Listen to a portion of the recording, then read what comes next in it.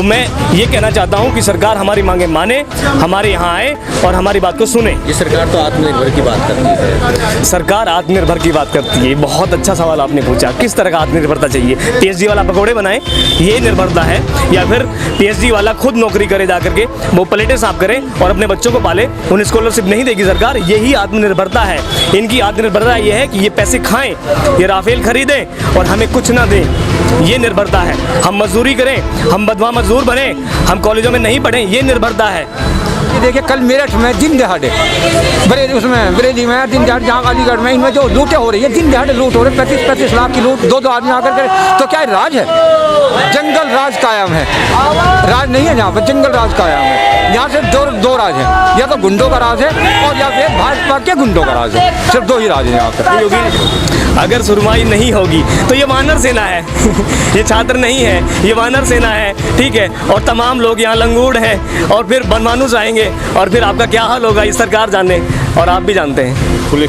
खुले शब्दों में मैं कहता हूँ नहीं, ऐसा कुछ भी नहीं हो पाया है और इससे उल्टा हुआ है। महंगाई सबसे ज़्यादा आ गई, करप्शन सबसे ज़्यादा आ गया और जो शिक्षा है वो बढ़ने की बजाय और कम होती जा रही है, क्योंकि जो लोअर कास्ट पीपल है, अपर कास्ट पीपल है, चलो वो तो फिर भी अफोर्ड कर सकते हैं, पर लोअर कास्ट जो पीपल है वो कहाँ से लाएंगे इतना? 1-1.5 लाख फीस मायने रखती है उनके लिए, वो नहीं दे सकते। तो उनकी शिक्षा का क्या हुआ? वो तो वहीं पे रुक गए, वो आगे कैसे बढ़ेंगे? और जबकि उनके अंदर एबिलिटी है, जो गरीब परिवार से है उनके साथ, उनके अंदर एक एबिलिटी है आगे बढ़ने की और कुछ बनने की। कोई भी शासन और प्रशासन का आदमी हमें सुनने नहीं आया है और ना ही हमें कोई आश्वासन मिला है, ना ही हमारी बात को शासन तक पहुंचाने के लिए किसी ने कोई कोशिश की है। और हम इसलिए ये धरना अनिश्चितकालीन तक चलाएंगे जब तक हमारी मांगे पूरी नहीं होंगी, क्योंकि छात्र जो है वो राष्ट्र का निर्माण करता है। मतलब कि छात्र निर्माण ही राष्ट्र निर्माण है। और अगर छात्र निर्माण नहीं होगा तो फिर ये कौन सा निर्माण कर रहे हैं? कौन सा ये देश को विश्व गुरु बना रहे हैं? कौन सा ये हमें गुरु बना रहे हैं? क्योंकि हम जब तक छात्र हैं तब छात्र के बाद ही हम विश्व गुरु बनेंगे, उसी के बाद में हिंदुस्तान को विश्व गुरु बना सकते हैं। डेली न्यूज एंड अपडेट्स के लिए हमारे चैनल SRE न्यूज को सब्सक्राइब करें और बेल आइकन पर क्लिक करें फॉर द लेटेस्ट अपडेट्स।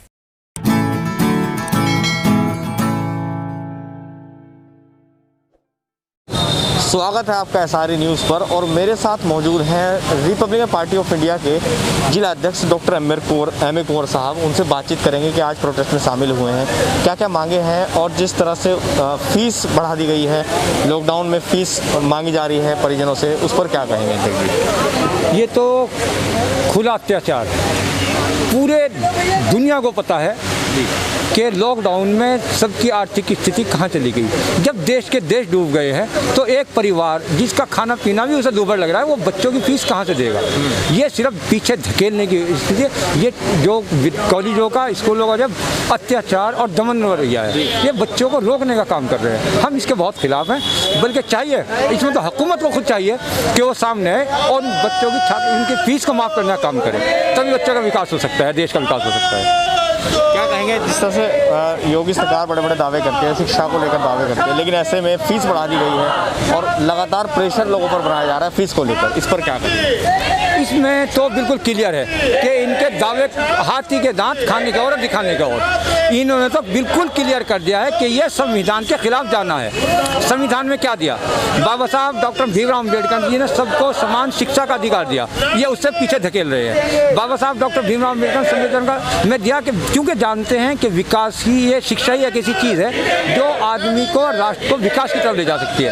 अगर आज हमारे दलित समाज, अल्पसंख्यक समाज शिक्षा से वंचित रह गए, इनका यही चाहते हैं कि शिक्षा से वंचित है, पीछे धकेले, वो शिक्षा से वंचित है, वही मनुवादी नीति के तहत ये इन्हें पीछे धकेल रहे हैं, क्योंकि इन्हें पता है कि आर्थिक स्थिति इनकी कमज़ोर है, फीस से दे नहीं पाएंगे, छात्रवृत्ति इनकी रोक दी गई, शुल्क प्रतिपूर्ति रोक दी गई।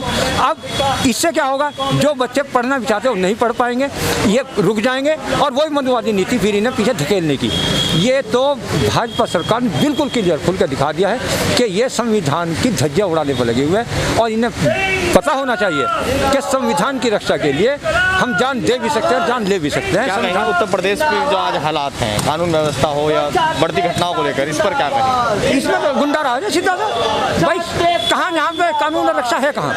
आप जब से योगी सरकार उत्तर प्रदेश में आई है, बदमाश खुली लूट, आज ये देखिए कल मेरठ में दिन दहाड़े, बरेली में दिन दहाड़े, जहाँ अलीगढ़ में, इनमें जो लूटें हो रही है, दिन दहाड़े लूट हो रहे, 35-35 लाख की लूट, दो आदमी आकर करे, तो क्या राज है?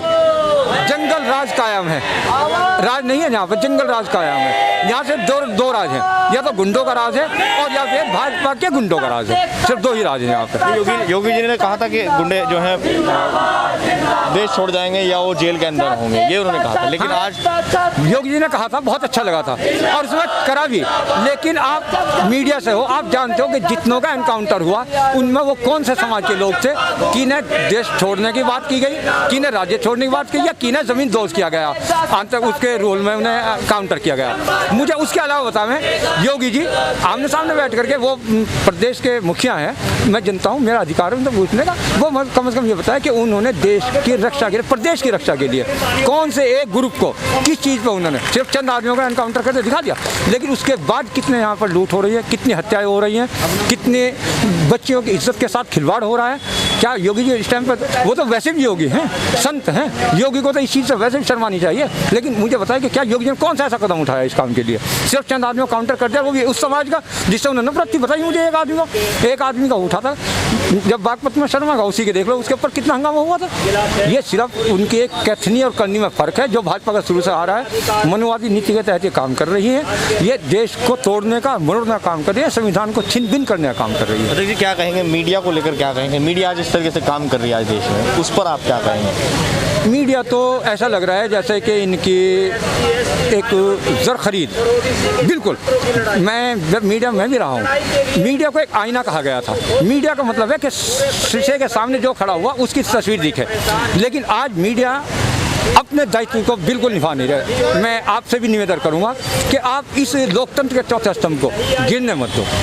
यही एक स्तंभ ऐसा है जिन्होंने उसकी नींव हिला दी थी, उस हुकूमत की जिसकी के हिंदुस्तान के, क्या दुनिया के अंदर ब्रिटिश हुकूमत की सूरज नहीं डूबता था, लेकिन उस टाइम पर मीडिया चाहे वो छोटी थी, वो पेपरों की जगह कार्डों पर काम चलता था, रोटियों पर काम चला, रुमालों पर काम चला, लेकिन उन्होंने करके दिया, अपना दायित्व निभाया, तो अंग्रेज़ को छोड़ कर जाना पड़ा था।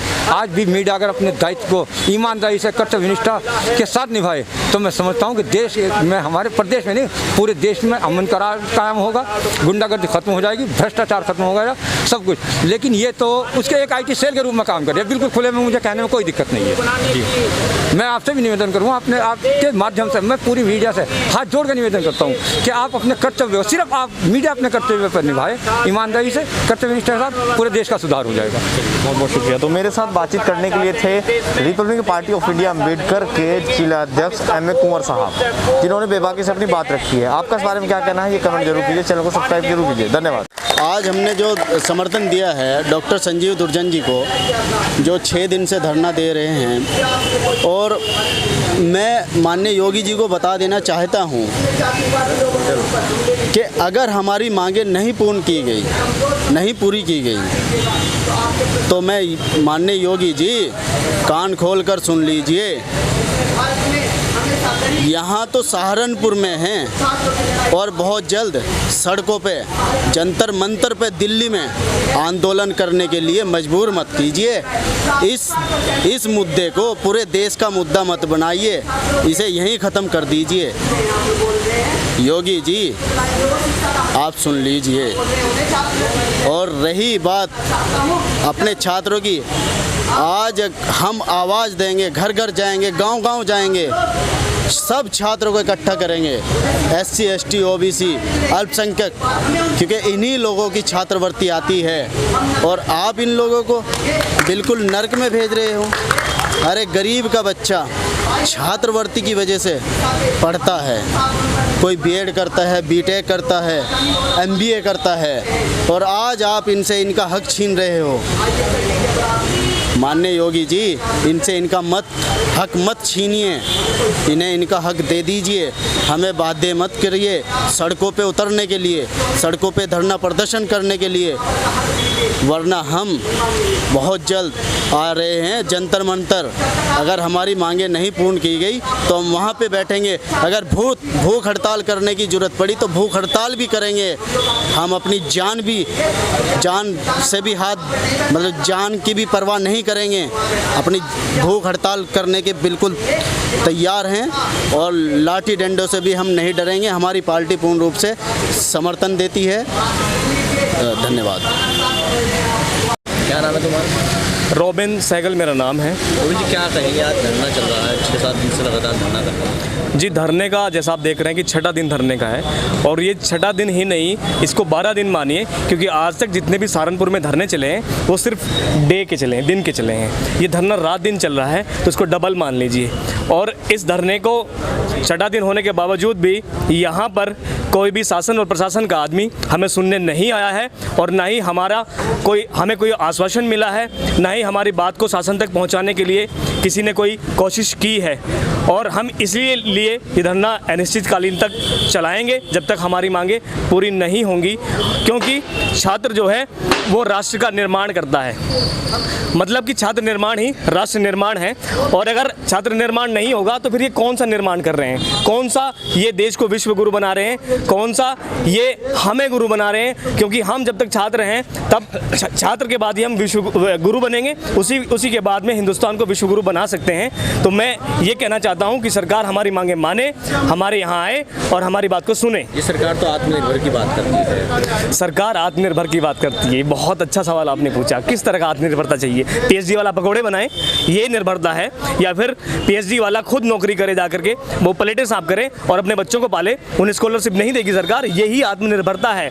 इनकी आत्मनिर्भरता ये है कि ये पैसे खाएं, ये राफेल खरीदें और हमें कुछ ना दें। ये निर्भरता है। हम मजदूरी करें, हम बदवा मजदूर बने, हम कॉलेजों में नहीं पढ़ें, ये निर्भरता है। आपको लगता है सरकार जो है शिक्षा से दूर रखना चाहती है? सरकार जो है वो एक, लोग सोचते हैं कि सरकार सांप्रदायिक सरकार है। सरकार सांप्रदायिक है लेकिन वो बाहर का आवरण है। सरकार जो है वो सामंतवादी सरकार है। सामंतवादी सरकार में ये होता है सिर्फ एक राजा होता है और उसके कुछ सामंत होते हैं, बस वही पूरे स्टेट को संभालते हैं। पूरी ज़मीन का, पूरे माल का मालिक वो राजा होता है। सामंत जो हैं वो अपने अधिकारों का इस्तेमाल करके अत्याचार करते हैं और शोषण करते हैं। बाकी पब्लिक जो है वो सिर्फ और सिर्फ मजदूर, बंधुआ मजदूर और उनके गुलाम होते हैं। सरकार सांप्रदायिक तो है लेकिन सरकार जो है वो सामंतवादी सरकार है। ये देश को जो है सामंतवाद की तरफ लेके जा रहे हैं, ये मैं कहना चाहता हूँ। नहीं, आपको लगता है शिक्षा से दूर हटाकर ये धार्मिक उसमें उलझा देना चाहते हैं? दरअसल धर्म जो है, धर्म में आप डरा सकते हैं कि आप फला काम नहीं करेंगे तो फला भगवान आपको ये कर देंगे। आप ये नहीं चढ़ावा चढ़ाएंगे हमारे चरणों में तो फिर आपका अशुभ हो जाएगा। ठीक है, शिक्षित आदमी जो है इन ढकोसलों को नहीं मानता है। शिक्षित आदमी अपनी बुद्धि का इस्तेमाल करता है, अपने दिमाग का इस्तेमाल करता है। वो अपना विवेक लगाता है क्या सही है और क्या गलत है। फिर वो उनसे सवाल पूछता है कि करप्शन कहाँ किया, वो उनसे सवाल पूछता है अधिकार कौन सा छीना, अधिकार कौन सा दिया। ये इन सवालों का जवाब नहीं देना चाहते हैं, इसीलिए ये लोग शिक्षा से हमें दूर कर देना चाहते हैं। अगर सुरमाई नहीं होगी तो ये वानर सेना है ये छात्र नहीं है, ये वानर सेना है। ठीक है, और तमाम लोग यहाँ लंगूड़ हैं और फिर बनमानुस आएंगे और फिर आपका क्या हाल होगा ये सरकार जाने और आप भी जानते हैं। खुले शब्दों में मैं कहता हूँ। मैं सरिता। क्या नाम है आपका? मैं सरिता, एमएड सेकंड सेमेस्टर स्टूडेंट्स। जैसे कि मैं पहले भी एक बार बता चुके हैं, हम छात्रवृत्ति के विषय में यहाँ पर सब इकट्ठा हुए हैं और हमारी छात्रवृत्ति नहीं आई है। और एमएड जो एक कोर्स है उसकी फ़ीस बहुत ज़्यादा है जो हम अफोर्ड नहीं कर पा रहे हैं। सभी जो ये स्टूडेंट्स हैं यहाँ पर सब गरीबी परिवार से हैं और इसीलिए जो ये अपनी फ़ीस नहीं दे सकते, जितनी 1-1.5 लाख फ़ीस है वो हम नहीं दे सकते, तो इसलिए हम इस धरने पर बैठे हुए हैं। और हमारी सरकार से बस यही मांग है कि हमारी जो छात्रवृत्ति है जो इन्होंने रोक रखी है, ये जो हमारे मुख्यमंत्री हैं योगी आदित्यनाथ जी, इन्होंने ये बोलकर अपना पल्ला झाड़ लिया कि बजट नहीं है। बजट क्यों नहीं है? जो बजट है वो क्यों नहीं है? पब्लिक से जो टैक्स ले रहे हैं वो तो कंटिन्यू ले रहे हैं, बताओ वो रोका है इन्होंने?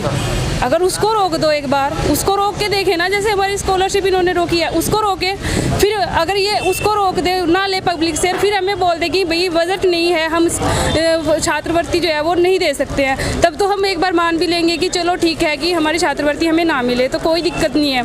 जब टैक्स कंटिन्यू ले रहे हैं, सब काम सभी चल रहे हैं, तो हमारी स्कॉलरशिप ही क्यों नहीं दे रहे हैं? सरकार दावे करती है प्रदेश में, नहीं, ऐसा कुछ भी नहीं हो पाया है और इससे उल्टा हुआ है। महंगाई सबसे ज़्यादा आ गई, करप्शन सबसे ज़्यादा आ गया, और जो शिक्षा है वो बढ़ने की बजाय और कम होती जा रही है, क्योंकि जो लोअर कास्ट पीपल है, अपर कास्ट पीपल है, चलो वो तो फिर भी अफोर्ड कर सकते हैं, पर लोअर कास्ट जो पीपल है वो कहाँ से लाएंगे इतना? 1-1.5 लाख फीस मायने रखती है उनके लिए, वो नहीं दे सकते, तो उनकी शिक्षा का क्या हुआ? वो तो वहीं पे रुक गए, वो आगे कैसे बढ़ेंगे? और जबकि उनके अंदर एबिलिटी है, जो गरीब परिवार से है उनके साथ, उनके अंदर एक एबिलिटी है आगे बढ़ने की और कुछ बनने की, पर वो एबिलिटी क्या होता है?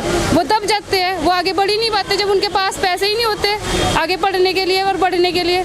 तो इसीलिए जो छात्रवृत्ति मिलती है बच्चों को, वो उसी के तो सारे बढ़ते हैं आगे, उसी के सारे वो पढ़ते हैं। शिक्षित भी वो अपनी छात्रवृत्ति से ही होते हैं। जो कायदे की बात है वो उनको छात्रवृत्ति बेस पे ही उनका एडमिशन होता है, SC ST का। आत्मनिर्भर की बात कर रही है। हाँ, देखो ये सेल्फ डिपेंड कैसे होंगे? जब हम शिक्षित ही नहीं होंगे, हम सेल्फ डिपेंड कैसे होंगे? हमें दुनियादारी का कहाँ से पता लगेगा जब हमें शिक्षा ही नहीं मिलेगी? एक शिक्षा ही एक ऐसा जरिया है जिससे हम बाहर की दुनिया को जानते हैं, अपने आप को जानते हैं, बाहर की दुनिया से रूबरू होते हैं, वो शिक्षा के जरिए ही होते हैं। और जब हम शिक्षित ही नहीं होंगे तो हम क्या जान पाएंगे? हम तो ऐसे घर ही बैठेंगे, हमारी जो एजुकेशन है वो रुक जाएगी, वृद्धि भी रुक जाएगी। जब हमारा मानसिक विकास ही नहीं हो पाएगा अच्छे तरीके से, जब हम शिक्षित ही नहीं हो पाएंगे, तो हमारी बस यही मांग है कि हमें हमारी छात्रवृत्ति दी जाए। और जितनी भी वैकेंसीज़ हैं जो इन्होंने रोक रखी है, जो सरकार ने भी रोक रखी है, जैसे 69,000 वाली ले लो, ये रोक दी है इन्होंने, उसमें इतना करप्शन हुआ वो रोक दी,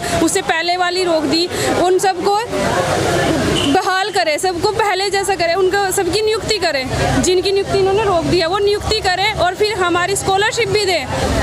तब जाकर हमें ये धरना जो है हमने जो चला रखा है, हम इसको अपने आप रोक देंगे।